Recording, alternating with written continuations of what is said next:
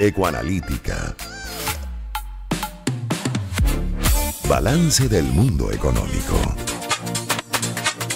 Con Román Losinski. Pues sí, señor, 7:14, ya tenemos en línea telefónica a Jesús Palacios, economista senior en Ecoanalítica y profesor en la UCAP. Y bueno, hay algunos temas para tratar. En todos estos días, todas estas asociaciones de comercio hablan de inflación, hablan de que todo está estancado, hablan de poca recuperación. Bueno, y obviamente el tipo de cambio del consumo en el país también influye. Así que bueno, vamos para que Jesús nos haga un panorama. Jesús, bienvenido, muy buenos días. Buenos días, Graciela. Gracias por la invitación a su programa. Bueno, por aquí haciéndole el quite a nuestro querido Román Losinski. Bueno, fíjate tú, Venezuela tiene ahorita como una circunstancia, yo lo siento en mi programa, que además es de mercadeo de negocios, a la una todos los días, y tú oyes sí que hay gente recuperándose, echándole, pero hay otra gente que en cambio te dicen que hay una recesión, te dicen que hay un estancamiento. Exactamente, ¿cuál es el panorama, Jesús? Sí, Graciela, bueno, ha sido una circunstancia que agarró por sorpresa a muchos que el año pasado pensaron que el boom comercial llegaba para quedarse, digo boom, y le pondría entre comillas porque sabíamos que tenía una base de crecimiento baja, no permeaba excesivamente en la sociedad, porque se trataba sobre todo de un crecimiento basado en productos de importación, de bienes terminados, que además genera poco valor agregado venezolano a la importación, ¿no? O sea, claro, poca producción local, simplemente la actividad de importación. Por otro lado, la actividad comercial también en el sentido de restaurantes, destinos de alto costo, turísticos, pero realmente no estaba permeando de forma, digamos, estructural y clara en todos los targets económicos, y eso nos hizo anticipar nosotros que este crecimiento tenía unas características bajas, porque además no se habían corregido ninguno de los problemas estructurales que tenían a la economía, digamos, había llevado esa contracción tan fuerte desde el 2013, desde el 2014 hasta el 2021, y que eso iba a ser resultado de que ibas a tener un efecto rebote, además normal, como lo vieron la mayoría de los países en 2021, Venezuela lo tuvo más pronunciado hacia el 2022, pero que las oportunidades de crecer, igual que en el 22, iban a ser limitadas. O sea, en el 22 crecía a un ritmo cercano al 10%, este año está creciendo, no está creciendo todavía, es una realidad, pero esperamos que termine creciendo en torno al 3%. Entonces, según nuestro índice de ventas comerciales, al cierre de la semana o al cierre del mes de junio, y con los datos que teníamos cargados ya esta semana, está cayendo en ventas comerciales solamente en Caracas en torno al 9%. O sea, es un resultado, digamos, desalentador del primer semestre respecto al primer semestre del año pasado, 2022, ¿verdad? efectivamente. Sí, no, pero yo te pregunto una cosa, eso, y así, bueno, tú sabes, como la ama de casa prácticamente. O sea, sí hay un descenso con relación al año pasado, si lo sentimos todos, obviamente, pero ¿se va a recuperar? ¿Va a haber algún cambio? ¿Va a mejorar un poquito lo que estamos viviendo en este momento con relación al año pasado, que es mucho menor pues la actividad económica? ¿Qué va a pasar allí? ¿Qué es lo que ustedes prevén? Sí, mira, justamente hemos estado actualizando un poco estimaciones, viendo, digamos, que el resultado del primer semestre efectivamente no cumple con las expectativas de muchos, y ahí hay variables claves, ¿no? Y quizás una de las que explica con más claridad lo que termina pasando este primer semestre es lo que ocurre con el tipo de cambio hacia cierre del año 2022 y principios de este año, ¿no? Que pasa de 8 bolívares por dólar a 25 bolívares por dólar en cuestión de 3 meses, ¿okay? Y este año esa devaluación lenta, ¿no? Pero que más que un crawling peg, que han hablado algunos, que es una devaluación progresiva que vaya haciendo. Y uno la siente, porque, por ejemplo, la siente cuando pagas que sigue el cable, que eso está todo en dólares, ¿verdad? Claro, y tú lo pagas ahora al cambio del día, ¿verdad? Entonces, cada vez tú pagas más, chamo. Es así, efectivamente ese es uno de los temas, ¿no? Incluso servicios que se pagan en bolívares al final están atados o indexados a la variación del tipo de cambio, y te das cuenta rápidamente cómo en los meses pasaste a pagar 250, 400, aquí. Entonces, eso es algo que está ahí ocurriendo, es una evaluación progresiva que uno esperaría ocurre en otros países, pero que es anunciado un poco por la autoridad monetaria, intenta generar certidumbre. En este caso, la realidad es que llevamos ya el año del cambio pasando de 19 a 29, casi 30, en los mercados y en las mesas corporativas, y ese desplazamiento que ha tenido el tipo de cambio al final sigue impactando en el poder de compra sí, del porque ciudadano que gana en bolívares, que nosotros estimamos, gracias a la que todavía cerca del 58% de la gente gana en bolívares. claro, o te pagan el cambio del día, pero te pagan en bolívares. O sea, no, y hay mucha gente que incluso hoy no tiene fijados su sueldo. Ni siquiera al cambio del día. Y te lo digo, una parte, bueno, casi todo el sector público, que es un empleador todavía importante en el país, y una parte, aunque minoritaria, importante del sector privado, en torno al 30-35%. Entonces, bueno, sí, hay que tomar en cuenta eso. Ahora,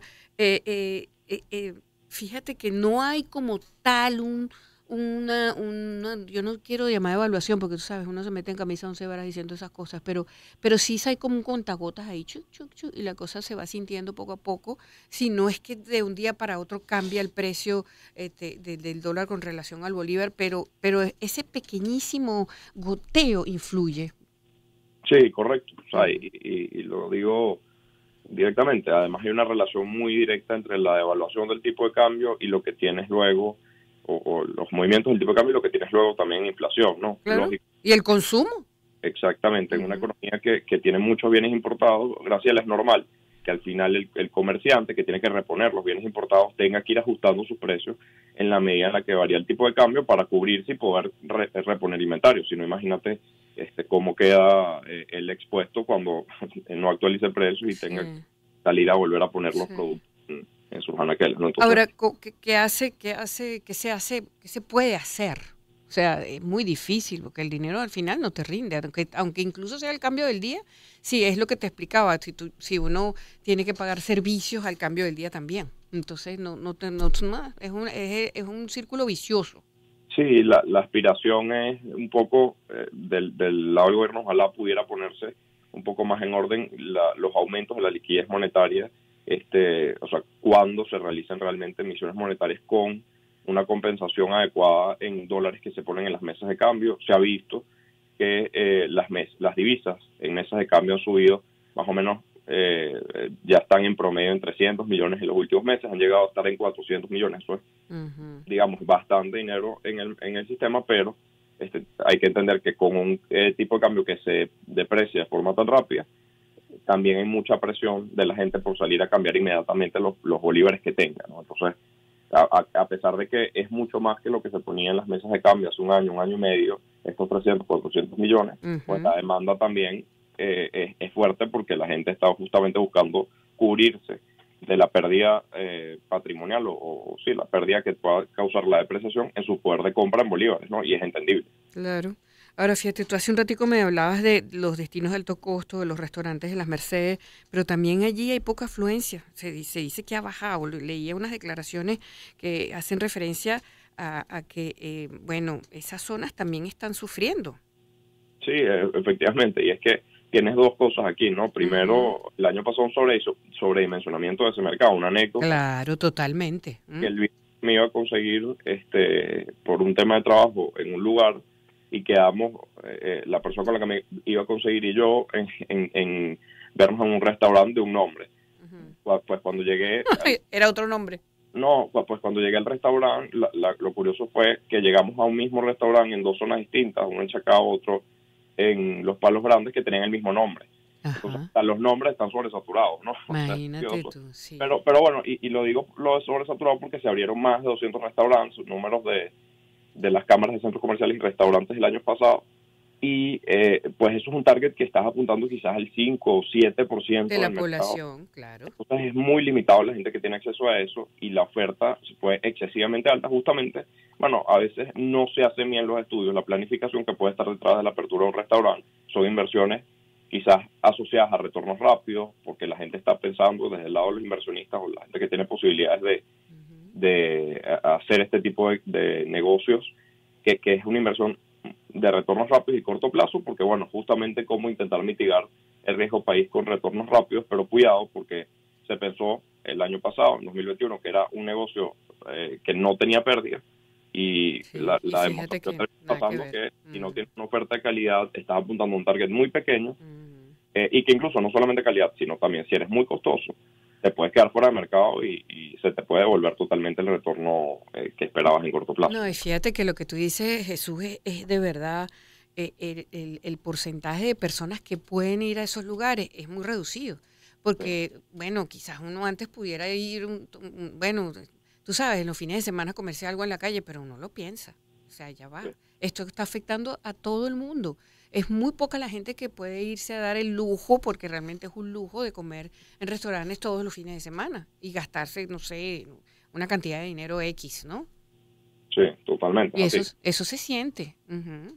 Al final es lo que comentamos, con un efecto en cadena, y cuando las bases de la pirámide no tienen poder de compra, pues Correcto. las puntas luego también se ven afectadas porque, bueno, el nivel de consumo, las empresas no están facturando igual, no han cumplido las expectativas o metas de ventas que tenían. No digo todas, porque hay que decir siempre que a pesar de la crisis hay empresas que sortean esta situación y que tienen ejercicios muy ágiles y logran bueno, tener resultados al menos que cumplan sus expectativas, pero sabemos que el grueso de la población y de las empresas está pasando por una situación que no es la que se habían armado, Claro. sobre todo el año pasado. Yo creo que ahí ha sido quizás el shock más importante que hemos tenido, el choque de expectativas, que el año pasado parecía que las cosas realmente venían mejorando en el aspecto económico, y este año no te has conseguido con esto que hemos llamado en econolítica el frenazo, ¿no?, del consumo. Correcto.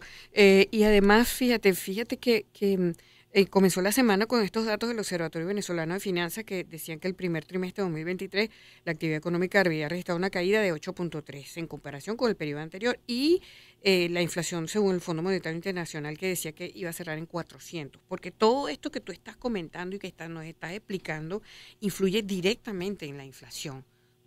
Y bueno, y eso es algo que con lo que tenemos que vivir.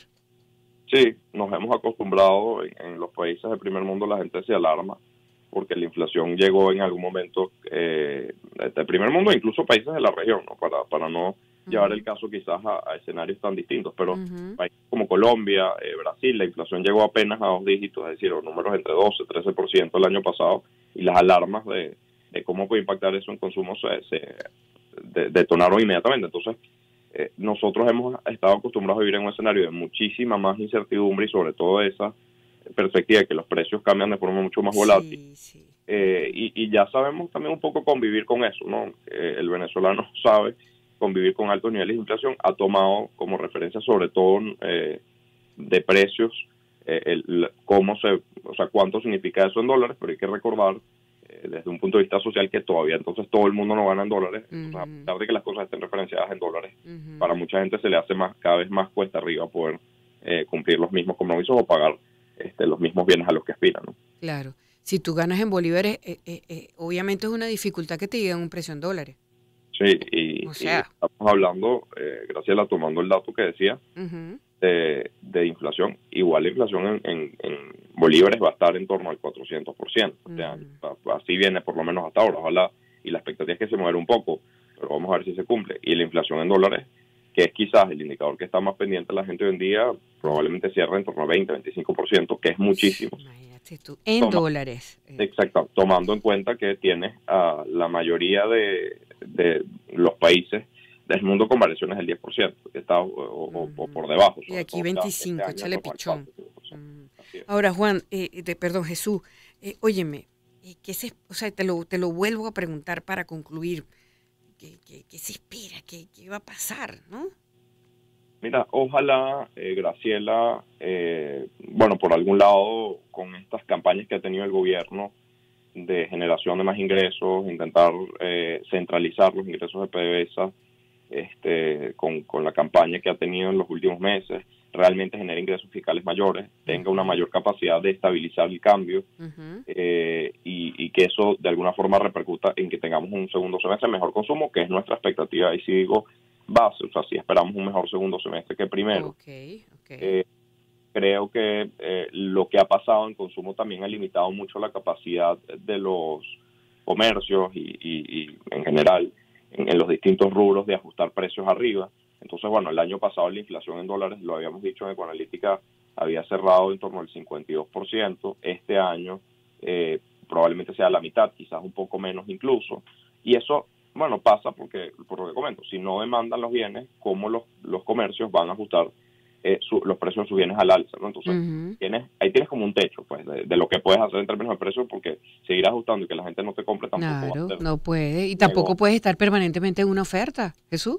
Entonces, O sea, efectivamente, pues, esperemos que si haya una estabilización un poco del indicador de variaciones de precios en dólares, ujú.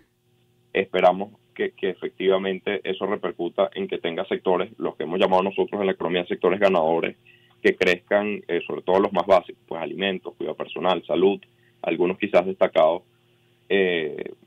farmacéuticos y quizás algún producto o empresas asociadas al sector tecnológico, sigan teniendo un dinamismo importante eh, y que, bueno, eso, como digo, tenga o plantee un mejor panorama Sí. que sí termine en un crecimiento hacia Ujú, cierre de año. ujú.